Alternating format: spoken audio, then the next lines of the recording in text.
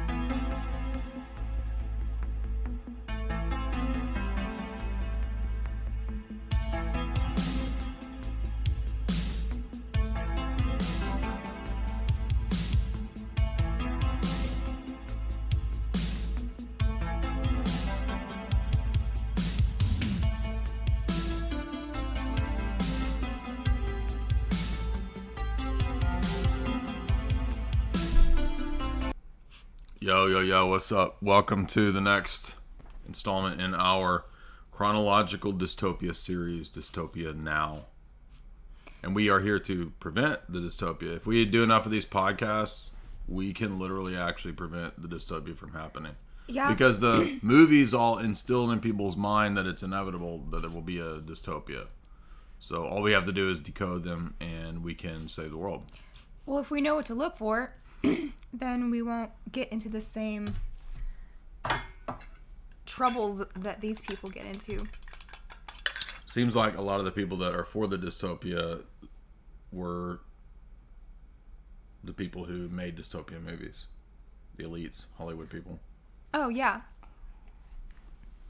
So they're trying to make it come true. Yeah. Meanwhile, we're trying to stop that from and happening. If we do enough podcasts and YouTube videos, we can stop the Podcasts will save the world. We can stop the end of the world. Yes. If you would hit like and share. Where is everybody? Why we only got 63 people? What the heck? This is weird. Is it a weird night? Thursday night? Man, I don't know. Maybe. Or is there some giant live stream event that the whole world is tuned into? People don't care about Star Trek anymore? No. Some people do. People love that. They make their whole life about it. I thought we lived in like soy Trek world. Yeah. Where everybody was on their soy Trek in their... I mean, the holodeck is just a coon pod. It's just an advanced coon pod. Yeah. Oh, when we talk about that, I had all these articles to read about people abusing robots. And specifically sexually abusing them. And so that's part of our first movie of the night, AI. Yeah, you've changed my mind on this movie. I used to like this movie. I don't know why. Yeah. Maybe back in like 2003, 4, 5, I thought it was really sophisticated and cool. And it was when I was really starting to get into movie symbolism, and I started thinking maybe there's like symbolic stuff going on in this. Right after, right? So about 2003 or 4, I was like, I want to analyze the symbols in movies. That'd be a good one. And now I watch this movie, I'm like, maybe it's dumb, dude. This movie sucks. The first time I saw it, I think I liked it better than the second time. Yeah. The more movies you watch, the better you get at watching them and recognizing what's a good movie and what's bad a movie and what's a piece of art and what is propaganda. Crap. Garbage. So AI's 2001. Gigolo Joe, what do you know? Oh my gosh. Gigolo Joe, what do you know? That was so dumb. Jude Law. Everything in here was really, really dumb. So takes place in 2142. So we have about 120 years before Gigolo Joe comes. And there was a catastrophe, and guess what it was? You're old. I don't remember. Greenhouse the environment. Gases. Yeah. Greenhouse gases. I rewatched it and took notes. Okay. And so I'm Greenhouse gonna tell you about... gases floods the earth. Yeah. Do it like Doesn't even make sense. Do it like who? Bush. Who? Bush. No, I Greenhouse don't know. gases. It's mustard gases. gases. That has nothing to do with that has nothing to do with greenhouse gases. That's what I heard in my mind when they said the greenhouse gases. If we would hit like and share this. Nobody wants to talk about Star Trek out there. I can't believe it. Oh, maybe you put the wrong Star posters Trek. up. I don't know. No, I don't. I think the posters are good. That like Edenic, Gnostic blonde chick playing Eve in the Garden of Eden in space. I thought that would catch people's eyes. Oh. The Star Trek poster. But by the way, so before we get into AI, let's list the ones that we're covering in part 2, and then tell them what we're covering in or part 1, and then what in part 2. Okay. Tonight is AI, Elysium, In Time, and Forbidden Planet. Those are good. Yeah. Forbidden Planet surprised me. I didn't know what to expect. I thought it was going to be a dumb movie. It was dumb in its own way, but sophisticated in ways. It was more than what the one It was I expected. surprisingly deep and sophisticated, like you said. Ahead of its time, for sure. And a lot of the sci-fi movies I noticed were derivative of Forbidden Planet. Yes, we did notice that. We took notes on that. So this was very influential. I didn't know anything about it somehow. Yeah. So AI, Spielberg, Yes. 2001. The ice caps, OMG. You're going too fast do you mean? because this was a Kubrick story. Kubrick directed the part where Robin Williams is the Google man. Do you remember that silly part? That was his contribution. Yes. Well, but no, it's a Kubrick story. He was going to do this movie. Oh, okay. And then it was like, wow, we'll give it to Spielberg. And then Kubrick passed away, so he didn't get to do AI. Yeah. Someone said, please be careful, Jamie. Yeah, last time I said a bad word. So I'm going to pray for me. We're going to get you a muzzle mask. No. So that you don't, a Fauci mask so that What? you don't speak. It makes it so awkward when you have to delete words that you're not allowed to say. Anyway, the ice caps flooded and all the coastal cities went down. And this caused a mass starvation. So I always like to start with like what happened to make the world like this. Right? So this time it was those pesky ice caps that are just waiting to they're sitting up there all cold, waiting to kill everyone, right? And then after that, they started licensing pregnancies. Do you remember that? I'm trying to remember all the Matt Damon names that we came up with. Oh, okay. But yes, I do remember that now. Okay. So the government, it's a dystopia. East Coast is flooded. All the coasts are flooded. Okay. So then they made robots that were essential to the economical, because they don't eat and they can do a lot of things. And so more robots than humans because they're economical. And then the Mecca, they wanted to make, you have to take the next step. You have to take you have to take the next step in creation to make a robot that is like a human. Right, and so he's basically it's a Pinocchio story, but he's also God the Father in a Gnostic way, right? Right. So he kind of tries to make the perfect child, and it has all these ethical questions. William Hurt. Yes, and then the Garden of Eden references, and didn't God create humans to love him? So he's like trying to convince all these scientists to make his little boy. Yeah. So he wants to run a test to see if he creates a real boy with emotions, if he can find his way back to dad. And so it becomes an allegory of the Gnostic search for gnosis, and the way the Gnostic Gospels presented the split between the original God and the Sophia and all these different principles.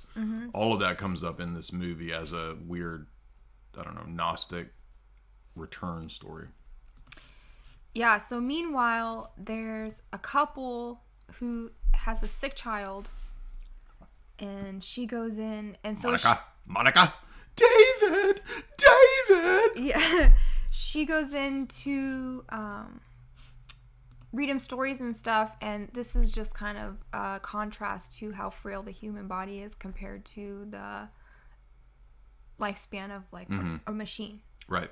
So we're already beginning to see the human. It's an anti-human film. That's why I don't like it anymore. It's devaluing human life because the robots are superior.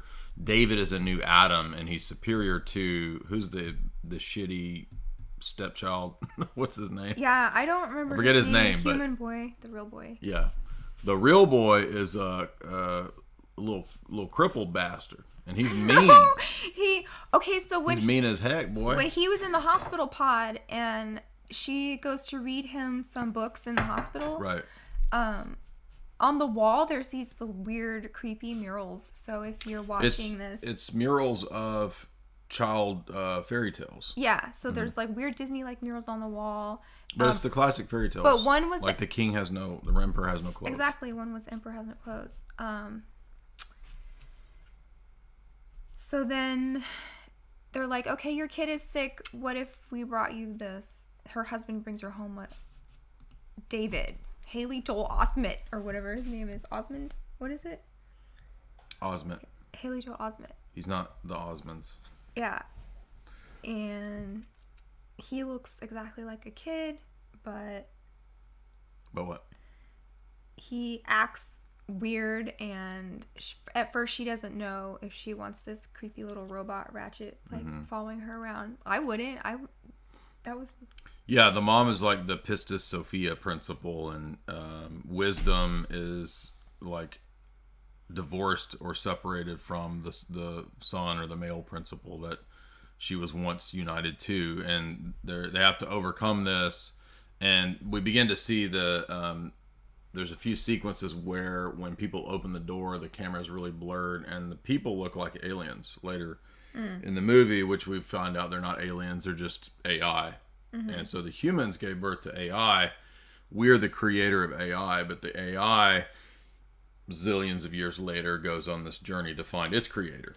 So it's a journey to find the creator story, borrowing from the Gnostic mythos of the split of the creator into the Sophia principle and the split of the sun and all this nonsense, basically. But that's what this is borrowing from, and that's why there's a connection between God the Father in the Gnostic system, the William Hurt character, and then David kind of in a way becomes the father of the new race, which is the advanced AI, which happens to look like Spielberg's Aliens because he's obsessed with aliens. So he's super creepy and annoying when they bring him home, and she imprints on him anyway. Well, I think the imprinting scene is like a weird mind control thing. Well, I wrote down the that was code words that she has to say. Did so you read she has my essay? Yeah. So here they are, like. Well, this is Kabbalistic. So the speaking of the words is what causes his chakras to open up, or him to awaken up, or to come to life, basically. Yeah. So this is his Pinocchio moment where he comes from, goes from being a bot boy to a real boy. Right. So it's Socrates, Particle, Decibel, Hurricane, Dolphin, Tulip, Monica, David, Mommy. Monica. And so the magic words. So it's Yeah. like Kabbalism. It's like, the mystical And speaking of the words is like magic, and it gives life, it gives birth. I mean, ultimately, this is Genesis 1. God speaks the world into existence. So there's a principle of that's biblical, but the Kabbalistic system that Spielberg is coming from makes it into a thing where anybody, has the magic words, and you can be a ritual magician. so the divine feminine has awakened Yes. something in him, but he's still a handful, so she gives him this robot bear, this advanced toy, So robots have toy robots. and but the bear is like, I'm not a robot. Like, he's something else too. He is intelligent and Yes. awakening. What do you call it? Evolving, learning. It's like a self-learning Yeah. AI bear bot, but He's not quite human, but he's something else, Right. So even like he's the one character that made it really over the top dumb, but he was my favorite because I don't know why. I felt really bad for you the like bear. cute things. It's not a mystery. Oh, okay. So she I gives mean, him if he had had a pet salamander, you would have liked it. probably. But the bear also has darker, like, I am not a toy. yeah. He's just so he has so much ennui for a little bear. Like, a little robot Teddy Ruxpin should not have seen so He's much constantly having existential grief. angst. Yeah. Yes. Like all the robots are pondering their existence and Mm-hmm. trying to come up with the meaning of reality, and it's just absurd because you can tell, and this is one reason I don't like this movie anymore, is that it's all just propaganda for making robots more human, and they're the victim. And it's actually, this is what the point of the flesh fair is, that humans are themselves the problem, and so we will only be superior when we move away from being human, and the bots are superior. And that's why you get those sequences at the flesh fair where he compares it to the HOLOCAUST. Mm-hmm. You know what I'm talking about? Mm-hmm. Yeah, we'll get there in a second, but I wanted to talk about when her sick son gets better and comes home, he still has bionic parts. Right. So they need the technology. Like, this is how they sell you technology. Like, don't you want people to walk and see again? And, this is what we're working on. We're all scienced out on, like, helping people live longer. Yeah, right. Mm-hmm. Right? So there you have the real boy versus the toy boy. And this is where David, the AI, starts to really figure out that he's not one of them. He can't eat. Oh, and do you remember that scene where he tries to eat and the teddy's like, no, you will malfunction? I like when they open him up. Look, mommy, it doesn't hurt. Yeah. They're vacuuming spinach out of his guts. Like, the spinach gave him, like, Bell's palsy, and, like, Yeah. his face, like, drooped down. And do you remember? So crazy. So Spinach probably would give you Bell's palsy. That would, they spray spray nanotech on the food now. It was the nanobots on the spinach that messed with his innards, his robot insides. I did not miss funny. anything green. I haven't eaten greens in 2 years. So, shout out Jordan Peterson. Shout out Tristan Haggard. No greens in a year, dude. Oh, here's a scene you probably forgot about. They torture poor Teddy psychologically. So the two boys have to figure out how to live together, the real boy and the AI boy. This is just a Cain and Abel story. And in this one, the human being is the one that's the Cain character because he tries to murder David. Mm-hmm. It's the brothers. One of them is righteous and one of them tries to murder the other one. Mm-hmm. Cain and Abel. So they're like, Teddy, come to me. And the other one's like, come to me. And he's like glitzing out. Right. Remember? Mm-hmm. So then they are focusing on the manipulation. Mm-hmm. The human manipulates the mom and makes the robot boy look dangerous because there's a whole scene with them. So David is going to be banished from the Garden of Eden. Yes. So it's like an Edenic state, and then you have this Adam and Eve, or this Cain and Abel thing, and then David's going to be banished like Adam from the garden. So she abandoned him in the woods, him and Teddy, And this is where he goes on his little hero's journey. Well, you see a Then- moon rise up at that section, and so he might be a moon child as well Yeah. in terms of occult symbology. But this is, he goes on this sort of Dante's quest type of thing where he goes into a version of the underworld.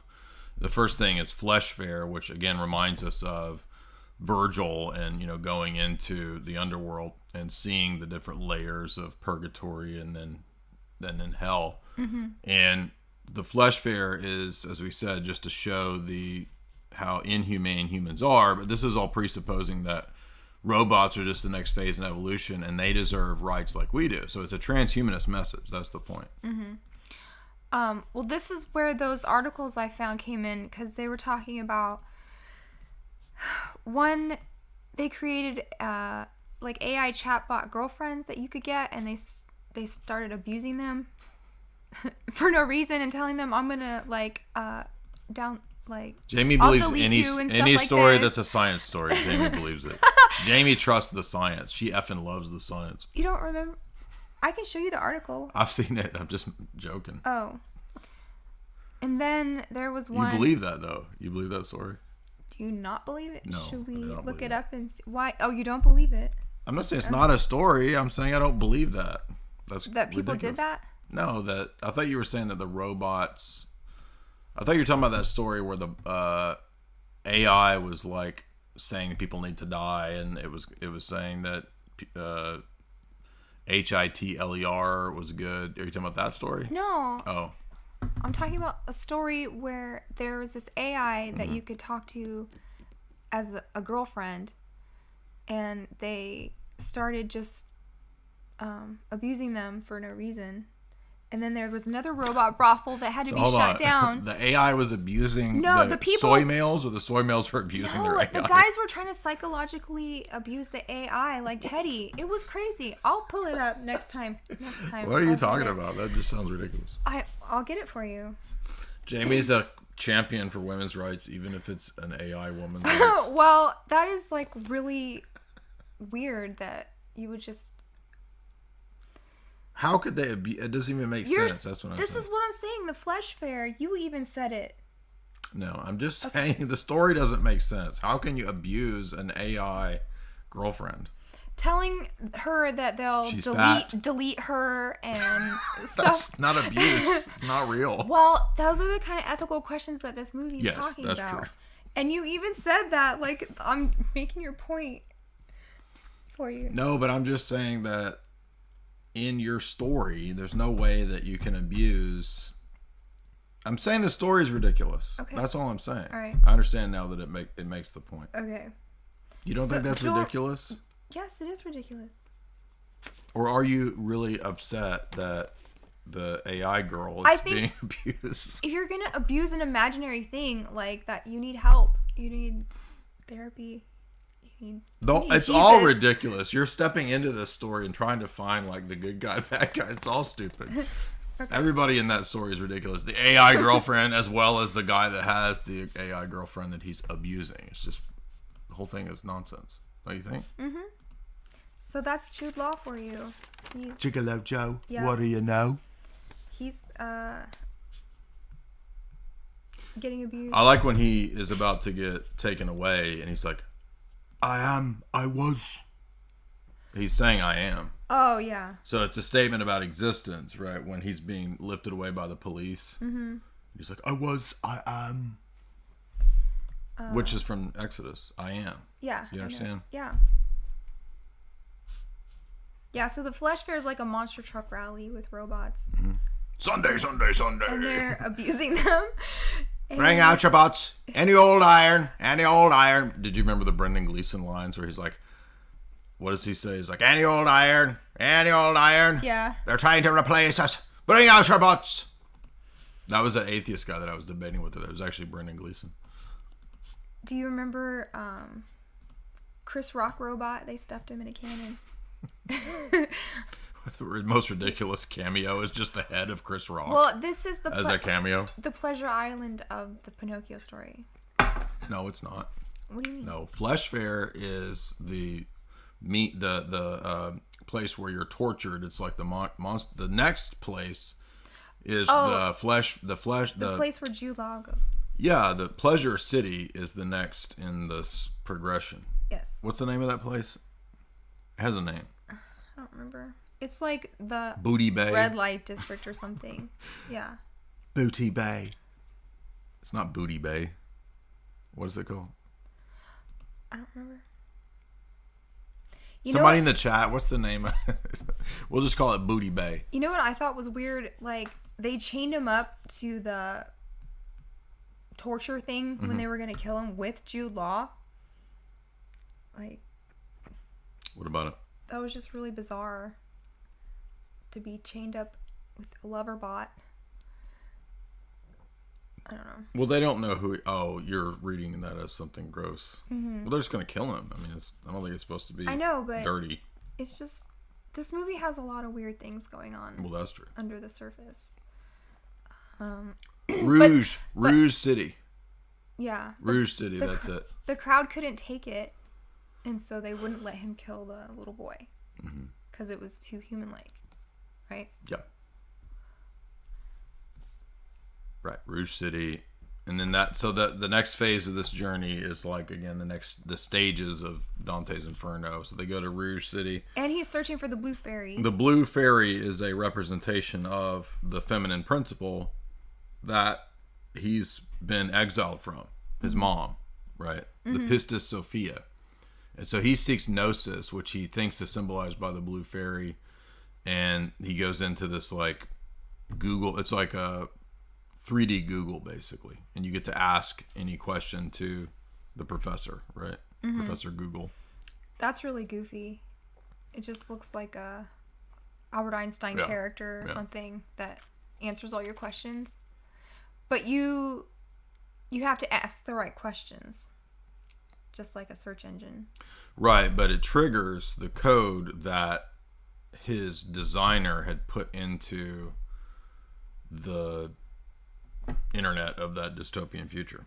Yeah. Right? Yeah. And so it triggers this code that tells him a nursery rhyme to find his way back to his creator. And I think that because what's his name? Dr. Knowledge or something like that? Dr. No? Dr. No. I mean, this is K-N-O-W. This is gnosis, right? So the key to finding your way back is decoding the mysteries through gnosis. It's specifically a Gnostic story. And then he gets the clue that talks about the lions at the end of the world that cry, which is these lions in New York where there's it's on a building where it's like the Empire State Building or something, isn't it? Yeah. And so, which is all underwater, but that's the last leg of his journey, is to find his creator. And we're going to find that it becomes a pretty Luciferian type of story, because when he finds his creator, he ends up being not happy with what he finds. Remember? Because he says, I'm special. I'm special. Yes. I'm David. Yeah, we're almost to the end. That's the climax. Okay, go ahead. Well, they keep pushing in this movie that it's the humans that can't love. Not the AI. Right. Exactly. Right? The humans only know how to use things like objects, and the AI are trying to evolve and be more mindful of everything. Well, they're perfect. They don't sin. Okay. They're persecuted. They're made slaves. They're freed as being slaves. David will be a Moses savior figure for the AI, allowing them to break free from their human captors and evolve into the next phase of, evolution or whatever. And the humans die out. So So it's a totally transhumanist story. Yeah, when he gets back to his maker, like you said, he's not happy with his creator being William Hurt. Well, and he's not happy that there are... Maybe he watched Altered States. Remember? Yeah. You don't remember? Altered States, where he's... In the tank? Yeah, and he becomes a monkey. Oh. He reverts to being That was a so monkey. dumb. That's William Hurt, isn't it? Isn't it William Hurt that plays John C. Lilly? Yeah. Yeah. And he gets possessed by his primal monkey instincts. So, anyway, I just think of William Hurt catalog when I think of David finding his creator. Anyway, so he's like, screw you, I hate you, and then he tries he kills all the other clones. He was made in the image of the dude's dead son or something like that. Right. So the death of William Hurt's son leads to William Hurt trying to recreate his son through AI. Mm-hmm. David finds out, I thought I was special. I'm special. Yeah. And then he bashes in the heads of all the other Davids and tries to run away and ends up sinking to the bottom of the deep. Again, evoking Dante's Inferno, Dante's journey into the underworld, because specifically when he gets to the end of his journey, right, it's where Satan is, it's like freezing cold, and Satan is frozen, right? Yeah. So he floats to the bottom where there's the blue fairy coming out of the shell like Lucifer. Yes, it's and she specifically has sort of monarch symbology to her, with her wings. And he gets trapped down there forever and all time. Him and Teddy. Poor Teddy. Well, they freeze, and again, so it's weird because they enter in like a cryogenic state, which wasn't the brother in a cryogenic state at the beginning of the movie. Mm-hmm. So the brother's frozen at the beginning until they can fix him. Oh, remember? Yeah, good point. And now David goes through his freezing situation, and so there's probably an alchemical phase to this movie, because we know that if this is Kubrick style story originally, think about 2001. Bowman goes on a journey, and there's different phases to the journey. It's a Calabasas story to the underworld, and then his return. Mm-hmm. This is another Calabasas story where David has been progressing through these hellish phases, and now he's at the end of his journey, the last state of the underworld, which in Dante's Inferno is the center of hell, which is a giant frozen lake where Satan's frozen in the middle of it. And so David now has to undergo this purgation, or this hell period, before he can emerge resurrected as the true, quote, son of God, but not in a biblical sense, in a Luciferian sense. So he's resurrected by himself in the future, that is his descendants, because the descendants come looking for their creators. He's having a mystical experience for 2,000 years, saying a type of like Theotoko's prayer to this Disney statue. To the Disney statue of the Blue Fairy. Yeah. But it also makes me think of No, you're right. So he's like praying. I forgot about that. It's like he's praying to this Blue Fairy statue, and eventually, presumably, the prayer gets answered because his descendants, like a million years later, are these advanced AI, and all the humans are dead. This is where it really goes off into it's weirdo. Total, like, and you think it's aliens, but it's not aliens. They're robots. 41, 42. Okay, so it goes, 2,000 years in the future? Yeah, and so these goo beings, like super stretchy goo goos. beings. Yes. They're just synthetic nano jelly beings. They're like really skinny. They're the Atlantis jelly people that yes, the New they Agers are talked the jelly New Yorkers of the future. Jelly bellies. The jelly New Yorkers of the future. Because they're there on the remnants of old New York. Hey, you want a little bit of pizza? I can't pick it up because my hands are all jelly. Could you hand me that piece of pizza? And also, could you chew it for me because my teeth don't work because they're all so jelly? Yeah. What's the New Yorker of the future? What do you mean? Because they're in old New York. Like, that's where he gets trapped. So looking at the statue for 2,000 years. So Tony Soprano's 2,000 year later descendants from Jersey are Goose Sopranos. Yeah. And they Gabagoo. There nice. you go. Come on. Nice. Turns of phrases. Who's the king, baby? Who's the king? Gabagoo. I'm a made of gabagoo. Right? Yes. Can you please pick up that gabagoo for me? My legs, my arms are all jelly. They're all jelly. Anyway, so they're advanced AI jelly bean people. Mm-hmm. And the descendants of David. They rescue David. Sort of. They bring up the Blue Fairy. He finally gets what he wants, and he hugs her, and she crumbles. So, now what? Well, now his descendants, the future AI beings that look like aliens, so they're basically robot aliens from the future, and they recreate his life in an eternal present. Well, it's an eternal present. Here's what happened. So they have a hive mind, and they can clone if they had her DNA, and somehow this Teddy had some mom's hair. So they have resurrection power. That's the point, right? And they clone her, but they can only live 1 day. So he has them resurrect her for one perfect day that I guess he can replay in his head forever, where they do all fun mom things, birthday parties, and you know, tuck-ins and everything that he's programmed to need. So does she end up dying at the end of that day? I'm trying to remember. Yeah. Okay.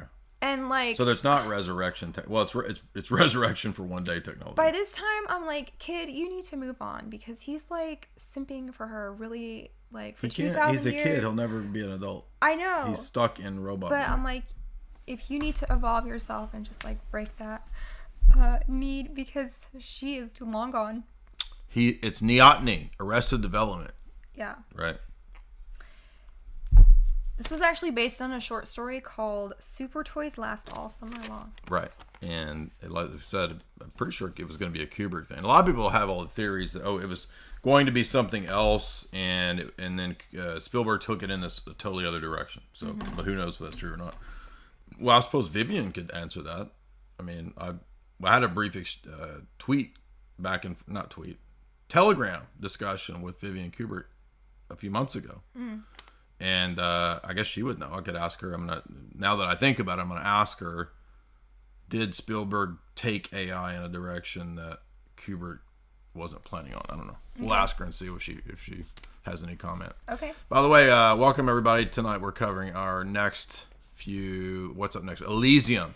Dad bod. This one is this one's a zinger. If you would hit like and share, you can support the show via super chats. We got a small crowd and not many super chats tonight. No super chats so far. Well, we had one from last time I forgot to get to, but that's okay. Nick Pluto, he gave us like $200 the other day. So shout out to Nick Pluto. I remember that when we did Alias. Yes, I feel bad because that's when I said the word. You said the naughty words. Moonfall. Bad word. Moonfall, not Alias. And we had to How dare you cut it off immediately. How dare you? Because of my dirty mouth. Sorry. It's all right. Thank so anyway, you, if you want to support the show, Nate, if you want to keep us here, if you like these streams, leave us a super chat, and you will have an actual bona fide celebrity e-diva, myself, not her, myself, answer these questions. You're not an e-diva. I am. Okay. You will be one day. If you follow my 12 steps. 12 steps to becoming an e-diva. If you would hit like and share. Next up, Elysium. Remember, Matt. So pick out which name, and I will give acknowledgement to the person in the chat that comes up with a better name for Matt. Do you like Matt Dadbod, Dat Mayman, Dad Damon, or Bot Damon? What do you like best?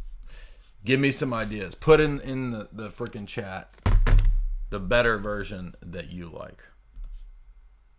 What's wrong? Did I hurt your feelings by saying you're not an e-diva? No, I'm trying to figure out.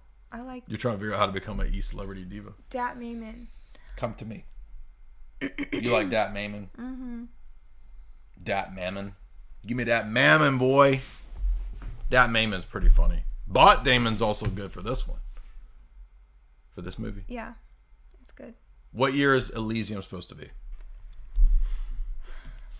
2154. So, if you don't know, Garden of the Gods, Elysium, right? Mm-hmm. Field of the Gods. Mm-hmm. And there's a big pimped out space wheel, like you said, right? It's space rims. Yeah, space escalades in space. The elite live on a pimped out rim in space that's spinning. Mm-hmm. And it's like basically Hollywood Hills in Florida up there. Mm-hmm. The whole thing. Down here, it's giant LA. All of the earth is LA. And there is a open BORDER message that is obvious in this film, which is a little too spicy for YouTube, so we can't go into that. But that was probably obvious to everyone watching this movie, right? There's an overpopulation. Right. So it's a Depop message, right? That Earth is just a bunch of dang skanks, right? Mm-hmm. Well, Mexico. It was like Mexico. I'm just saying it's like Earth. Yeah. And everybody on Earth wants to get to Elysium. Yes, but they made Earth to be like the Mexican side of El Paso. Like I'd said it's all Earth. LA. Yeah. All of Earth is LA. It was worse than that. So I can't read what the first ones are. Well, that's... Yeah, so overpopulation. Elysium is presented as Eden, Garden of the Gods. The elite live there. They don't ever come to Earth because they have their own little healing pods, right? So they have medical tech that can heal anything. Yeah. They have eternal life. They basically stay young, so they're like the gods, exactly. No sickness, no aging on Elysium, and total transhumanism future, right? Tech and science solve everything. And everybody on Earth is a bunch of dirty skanks trying to get to Elysium. And it's just unfair, right? Why do they get the pods? Why can't they let people have pods? I don't remember if they ever said how they picked who could go back. No, it doesn't. It's just an unfair elite. Yeah. Led by Jodie Foster. Right. So Jodie Foster is like the Republican president of space. Right? She's up there on her pimp wheel. And she was terrible. Her rim, like running shit. No, she for was all the of space. least favorite character. So it's like Hollywood was trying to scare you about a GOP president of space. Right? Mm-hmm. Do we want the neocons running space? Anyway, so what's wrong? You're all I can't read serious. those. That's all of them. Do you remember Ellie and Gonzalez? That story? Yes, that was funny. I don't know why you brought it up, but I like it. Well, because this is like that. Like, it's if we can get the one. Oh, because was he the one trying to float across Yeah. the ocean? He made it all the way here, and he got rescued, and he was here, and they're like, "We gotta deport him." You And know that everybody's story. Like, that's so cruel. You know that story's a psyop, right? It does sound made up, like Dust Boy. You remember Yes, that? Okay. covered Dust Boy. So everyone on Earth is a Dust Boy. Yes, and I get the Menendez brothers and Elian Gonzalez mixed up, but you know they're psyops, right? Yeah. No, Ellie Gonzalez was that little boy. Yeah, like he floated all the way from Cuba or wherever he's supposed to have floated from. Give me a break. So people are trying to escape Earth and go to the giant rim. Yeah, to get to sky. the elite pods, the And- healing coon pods in space. They give him chalk pills to keep him alive. Yes, if you don't know, Matt Damon gets radiated because his boss is just a douchebag. His boss is like, get in that radiation chamber. I don't care if it burns you. And then Matt Damon has to do it because he's just a virtuous worker man. He's like the virtuous, altruistic proletariat guy. And he gets radiated in this inexplicable machine that doesn't make any sense, but it just radiates you. And then he has to take the only thing that will heal him, which is chalk.com. So if you want to support today's show, you can do so by helping yourself get Matt Damon's anti-radiation treatments, such as the Daily. So you'll notice there's a scene where Matt Damon's taking pills. That's the Daily. That helps him not pass out. Then there is the Tonkat Ali, which is unique to Chalk. It's their trademark product that will actually boost testosterone, shown in many studies to do that. So you definitely want to get over to chalk.com right now. Use the promo code J50 and you get 50% off. Take advantage of that. They also have stacks, right? In other words, products good for men, products good for women. So women, yeah, She Legit, The Daily, Irish Moss, those are good for replacing nutrient deficient things in our diets. So our diets are nutrient deficient because the soils are mineral depleted. The foods are mineral depleted, right? So supplementation can actually be a really good thing if you know what you're doing. And we checked, we took it, I take it still. Chalk.com is one of the best supplement companies out there. And they're a great Bayes company. They've been longtime supporters of Jay's analysis. So make use of that promo code J50 and get 50% off. You will also be protected, like Matt Damon, from free-floating radiation that will probably come at you from your factory worksite. Mm-hmm. So he needs this suit, like a techno mecha Well, suit. you're skipped. So he goes to the underworld, right? Mm-hmm. This is a common theme in movies too, where the dark hero has to go to the underworld to get what he needs, right? Mm-hmm. So he goes to his like criminal buddies who, I don't know, do carjacking or something. I don't know what they do. But then he's like, oh, can you help me out? And they're like, well, if you help us go do this black op thing, then we will help you out, right? And so he's like, I'll give you this suit, basically turn you into Bot Damon, and then we'll help you out. Yeah. So this plan goes awry. There's a hitman that Jodie Foster calls upon, who is this just sleaziest freaking that's the thing. Australian guy of all time. So after they did the whole pimp my Matt and like upgraded everything on him, you got that upgrade. Let me get an upgraded Matt Damon. Let me get a side of. The bounty hunter has technology, and so does the Elysium people. All have everybody's this Bluetooth thing modified. They're body modded. Yes. And then even iWatch, like Jodie Foster looks at her watch. They're it's like body matted. Bulgari iWatch. Remember, so it's like luxury plus technology. Yes. Is elitism. Everybody is, it's another transhumanist theme, very heavy in this film. What does that say? You said Armadine Technology, John Carlyle. Oh, so they keep making these references to these horrible neocon companies, like the Carlyle Group. So I think that the bad guy, who's the corporate elite guy, he's named John Carlyle. And the company is Armadine, which brings to mind something like DynCorp or Raytheon, right? So I think it's like that, but that's why it's that. The healing pods remind me of the Goa'uld and Stargate. Do you remember? Yeah. They're pretty sweet coon pods, actually. I mean, if coon pods are going to be those, I'm in, dude. Let's do it. Put me in that thing. Put me to sleep right now.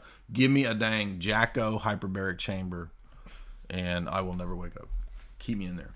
Those transhuman parts look really uncomfortable, though. Like, yes, do not give me the Bot Damon issue. I don't want to be Matt Dadbod in this movie. You know, this reminded me of the Venus Project. Oh, the super space. The big wheel. Yeah, the Field of the Gods in space. It is very Venus Project, very Jacques Fresco. That's his name, that guy. So, let's see. There was a mercenary coup, and Jodie Foster got killed, which was my favorite part.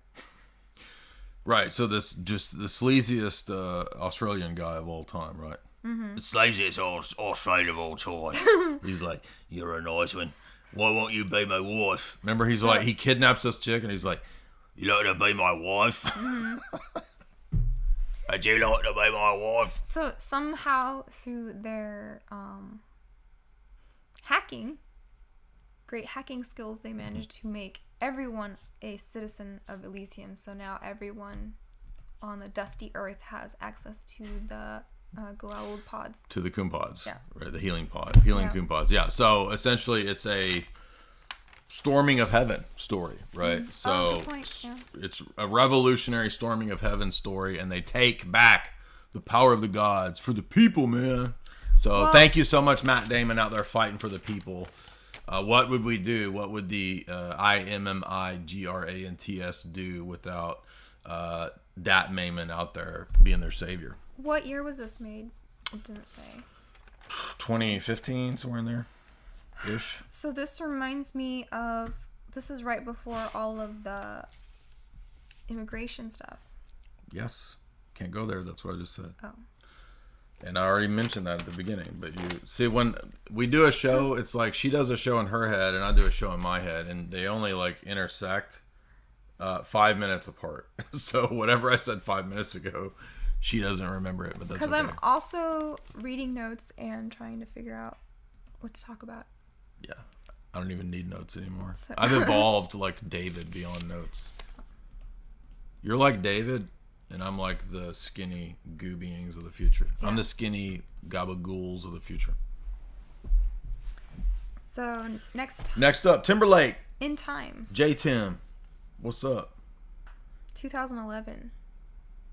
Dirty, dirty, dirty pop. What's the deal with this pop life? Is he in No. that? Oh, that's the other one. Okay. Sorry, I don't know my boy band. Dude, Justin Timberlake. What is it? I'm trying to think of a Timberlake An song. NSYNC song. I I'm don't trying know to the think of difference one. between 90 Degrees and NSYNC. What? Yes, Bye, that is. bye, bye. He's in that. He's Don't in wanna Dirty be a Pop. fool Dirty, for you. dirty, dirty pop. What's that? the deal with this pop life and when's it gonna fade out? That's Timberlake. Is it? You don't know that? No. That's like one of their biggest hits. I don't know that song. Have you ever wondered why this music gets you high? Takes for a ride. Feel it when your body starts to rock. Baby, you can't stop. Dirty, dirty, dirty pop. Ooh. That's how it goes. That's how it goes. That was perfect.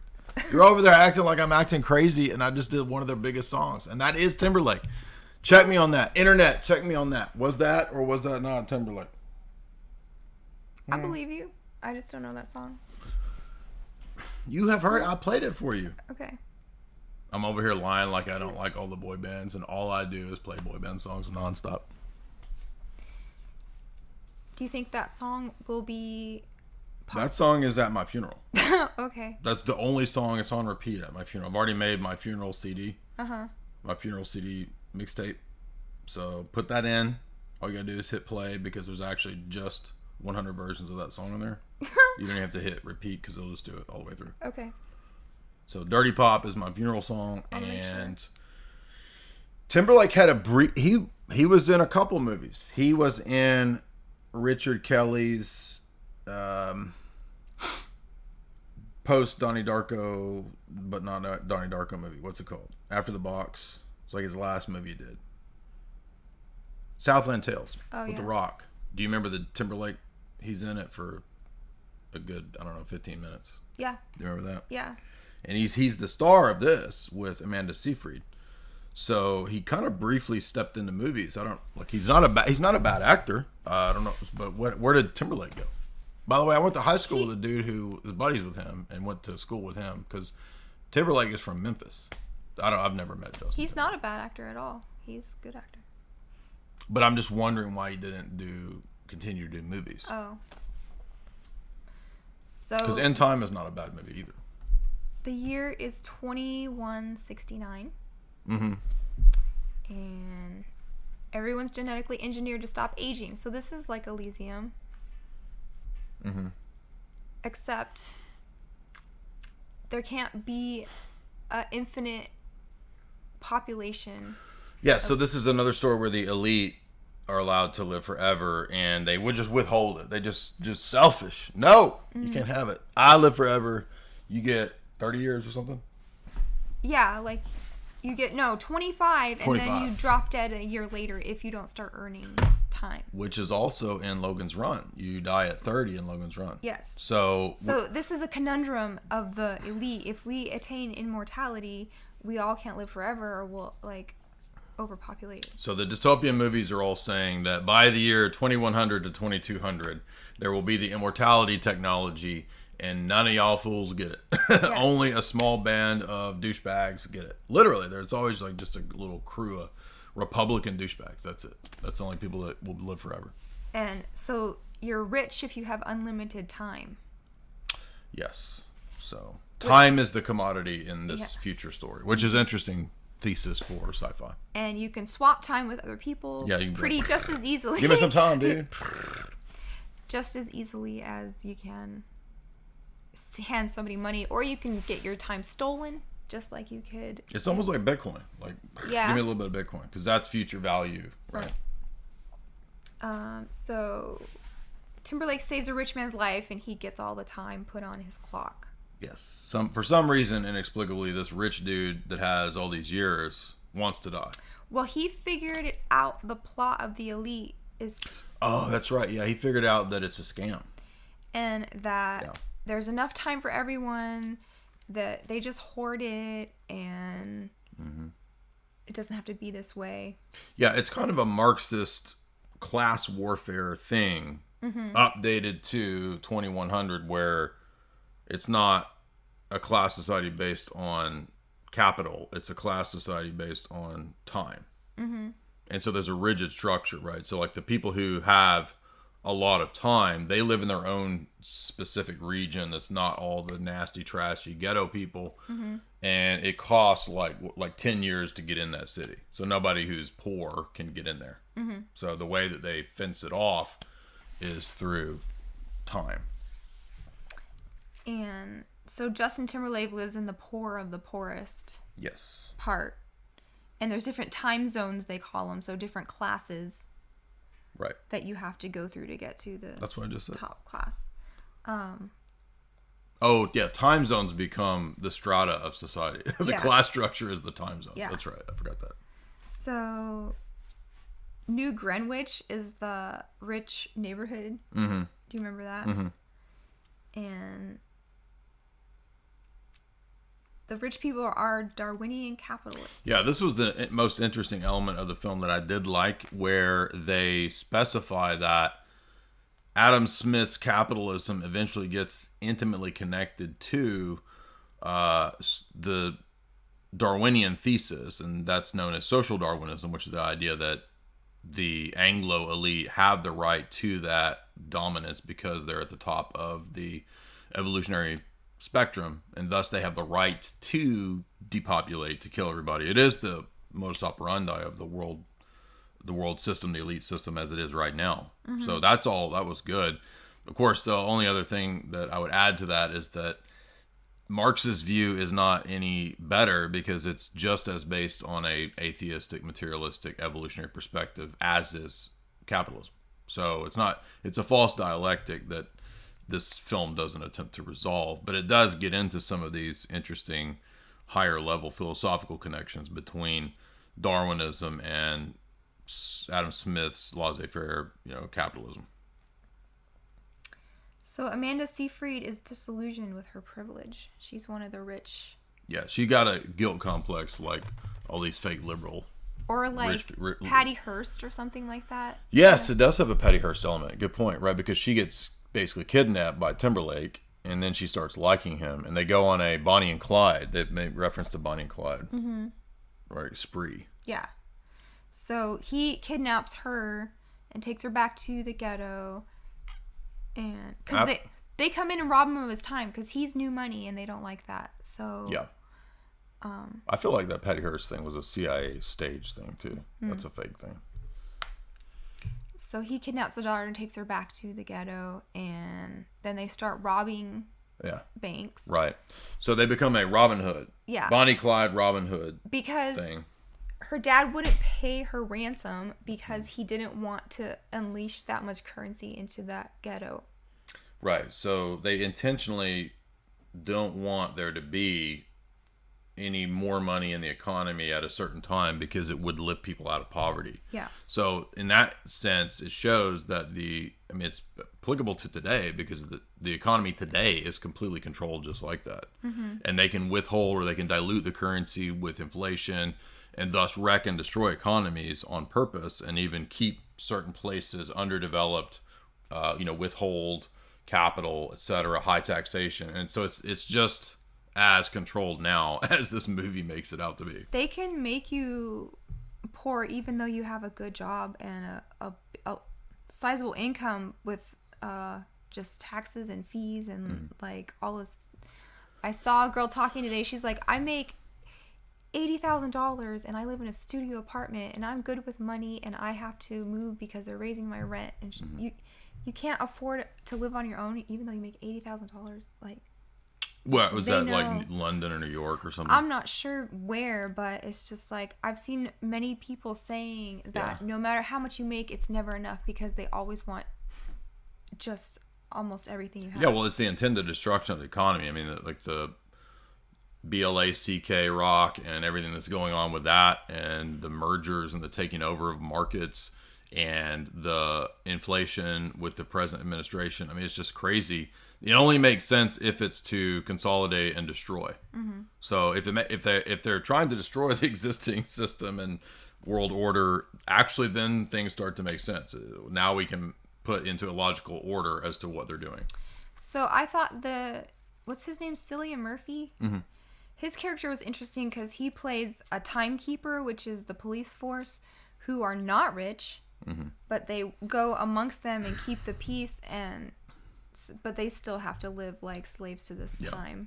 There might also be a Gnostic element to this one too, where time, of course, is connected with Kronos and death and Saturn, and then with Cillian Murphy's character being like an archon, and then Timberlake is sort of this Luciferian revolutionary character that's trying to overthrow the existing order to remove the imposition of death.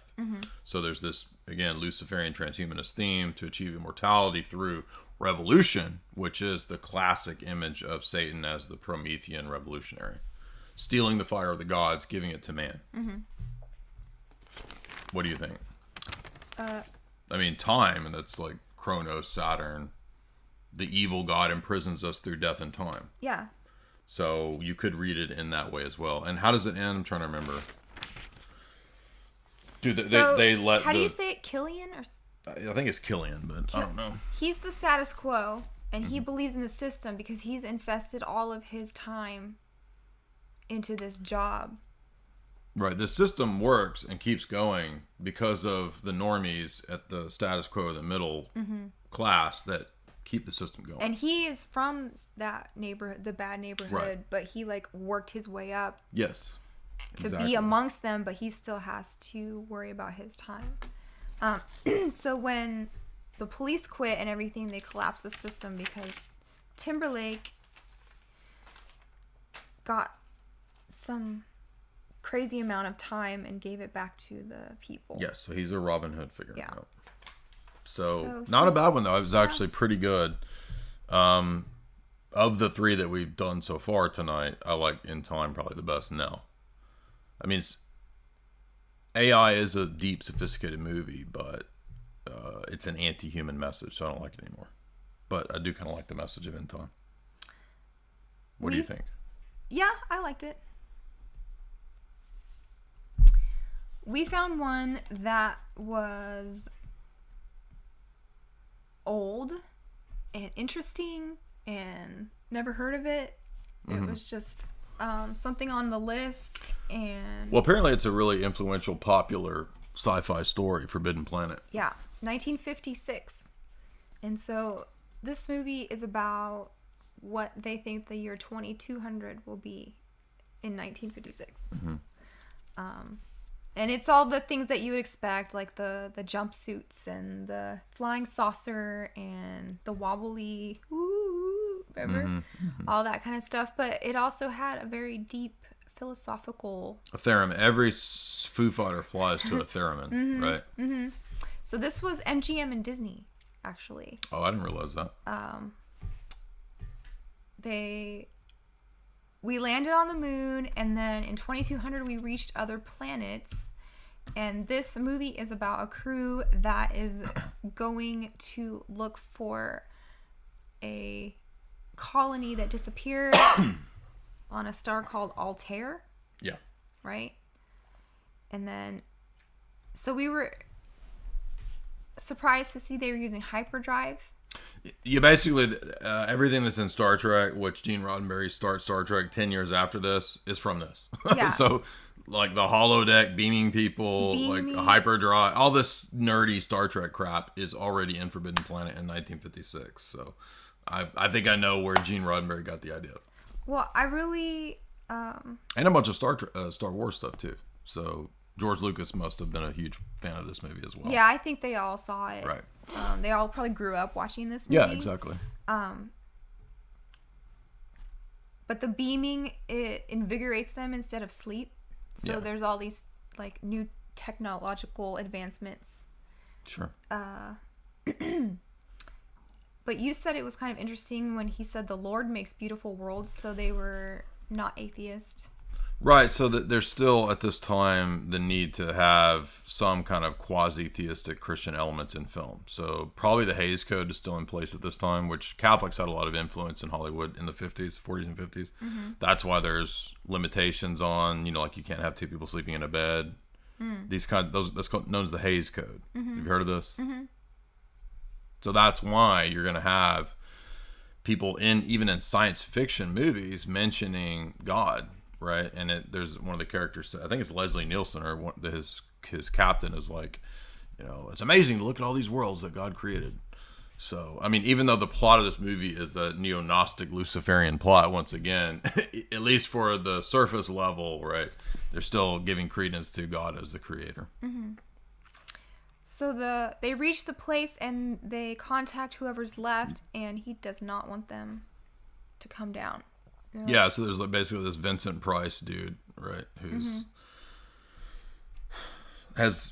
he's a recluse on this planet, and he's going mad science crazy with his experiments on this planet. This is like a Twilight episode. Twilight Zone? Twilight. Twilight Zone. Okay, Bella. Yeah. And then I know your favorite character was the Bibendum Doughboy robot. Didn't you love him? Every 50s robot looks like the Michelin Man, right? Yeah.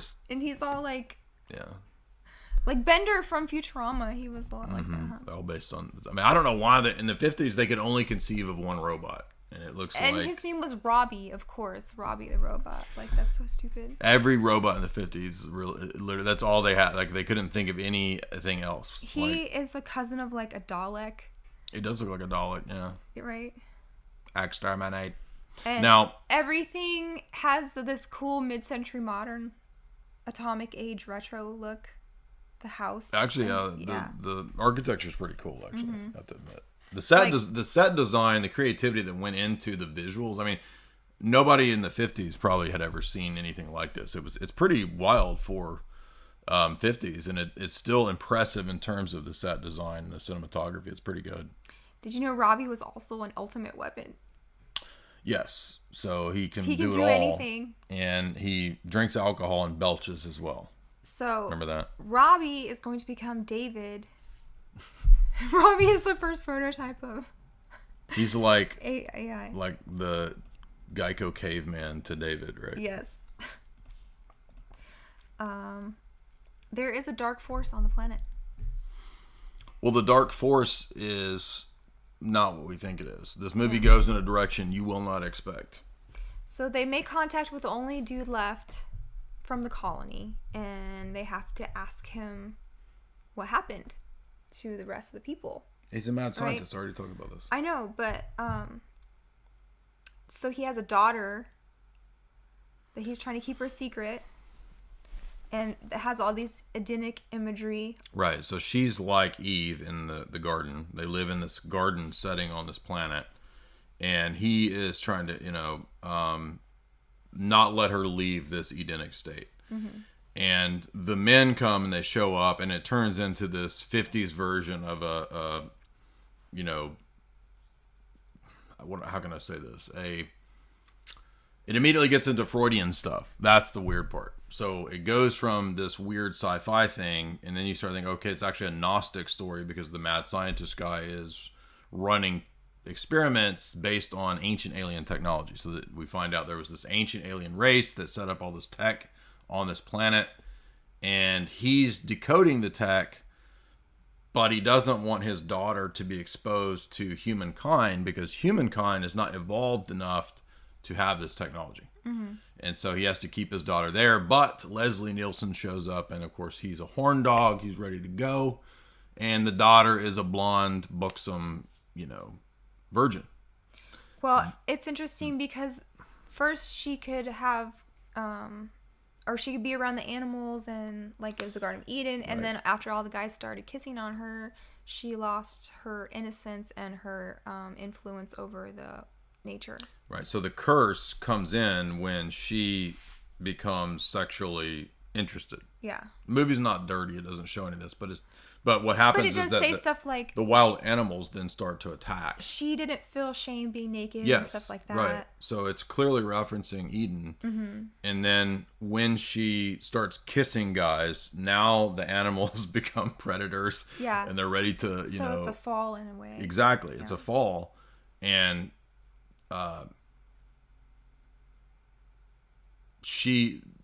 then it goes in the crazy direction, right? So if it doesn't sound crazy enough, then it goes into the fact that the manifestation of evil, which is this unknown force that seems to manifest in all these different ways, is the psyche of the mad scientist.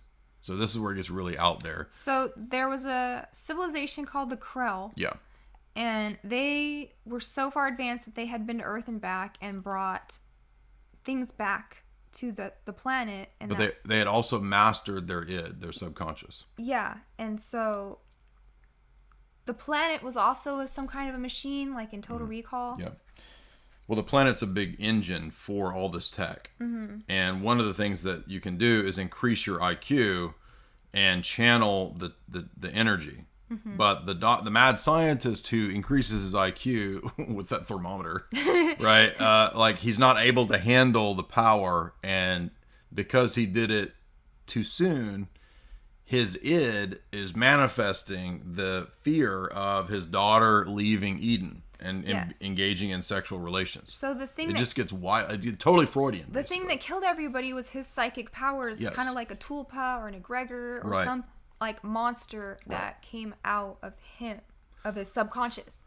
But this is when Freudianism was kind of at its height. So it's the first time that I'm aware of where you get a specifically Freudian science fiction analogy. Now, there had been previous references to Freudian stuff with Crowley elements in science fiction because L. Ron Hubbard, Jack Parsons, they gave specifically phallic meaning to rockets, sex and rockets, right? So they saw it as it's like this man's SEMEN shooting into space to populate the universe, right? They would always give it this sex magic connotation, and this movie does have a sex magic theme to it, which is weird because it's 1950s. People wouldn't have been looking for that necessarily, and yet it's there clearly with the Freudian and science fiction elements there. So I would give this Arthur C. Clarke is another example of somebody who, like in 2001, includes sex magic themes in his so-called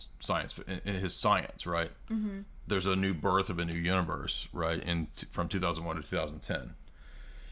Clearly, there's a lot of sexual imagery with the child, right, Star Child being born. And likewise, here you have all of that same sex magic imagery in space opera in this seemingly innocuous Disney MGM production from 1956. It's crazy. So this also has Atlantean mythology themes in Remind me how well, just because they died. Oh, because the Krell had a super advanced cataclysm. civilization. They were they died in a cataclysm, exactly. And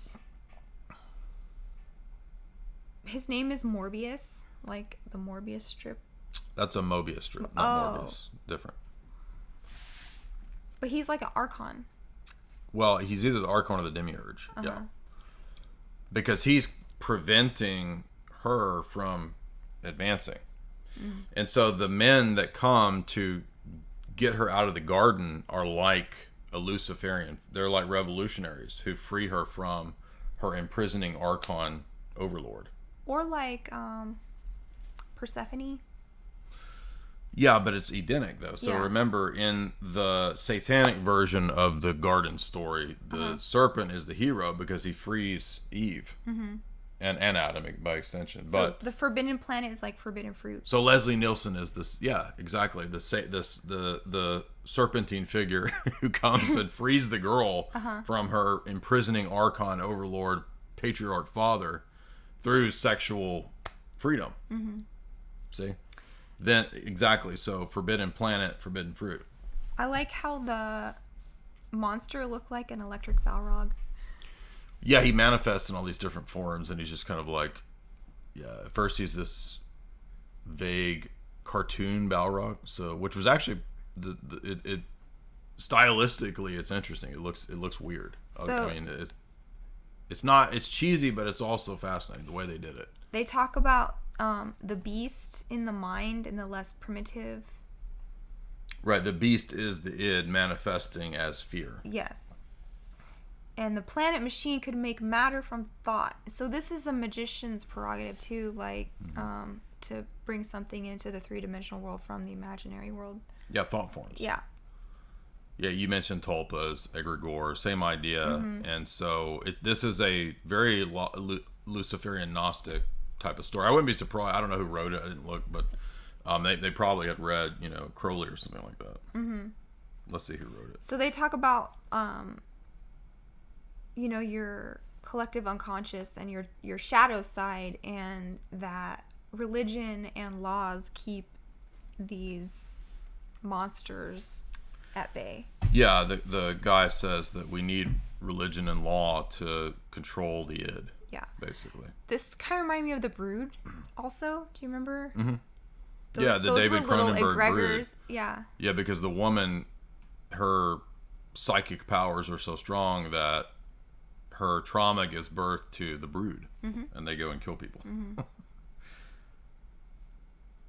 I'm just looking to see who wrote it. Go ahead. Last note was the Gnostic Apocalypse and We Are Not God.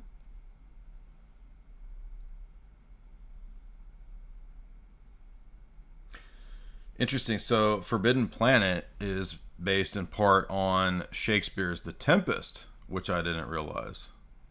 And that is because The Tempest has a lot of esoteric hermetic themes as well, which does make that actually does make sense. But the author was put on the Hollywood blacklist for being suspected as a red writer, red communist. Oh, really? So if he is a communist, then it's conceivable, or suspected to be, it's conceivable that he would have, possibly even been into the occult as well, because a lot of the higher level communists were also occultists. I mean, they saw Satan as a archetypal figure for revolution. Did you know Abraham Lincoln and Karl Marx were pen pals? Yeah, we read that in my Marxist classes. Oh, okay. So I had plenty of Marxist critical theory classes. So, you want to read these super chats? Mm-hmm. This is the first one from yesterday that I missed. Go ahead. $10 Vero. More conversations like this, please.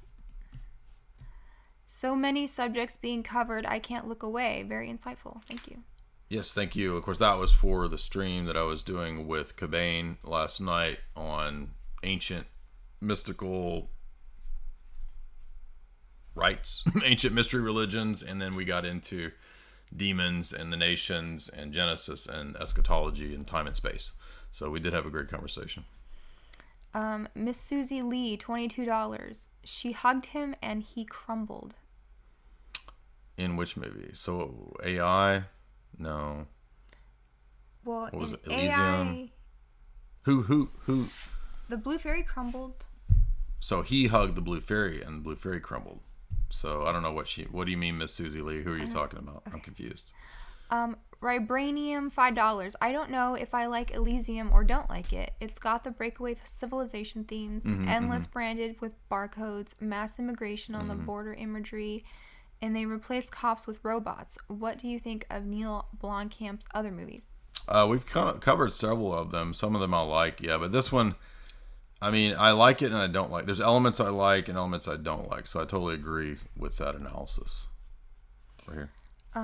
Nano Nerd, $5. If you made a futuristic movie about freedom fighter uprising, how would you tell the story in a realistic way? Things to do or avoid. Any books, movies, games you'd recommend? Thanks. God bless. Great show. Futuristic movie about a freedom fighter uprising.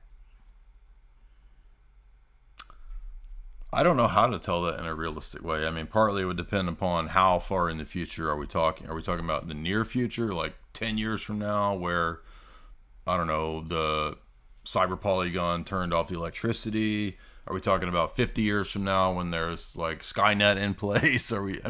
Kind of depends on how far you want to project it. So, and how to make it realistic. I mean, I don't know. Maybe like the scenario of like J.J. Abrams' Revolution, where the power's out and it's 30 years in the future and everything's basically Little House on the Prairie. I mean, maybe that seems to kind of be realistic for a future dystopian scenario.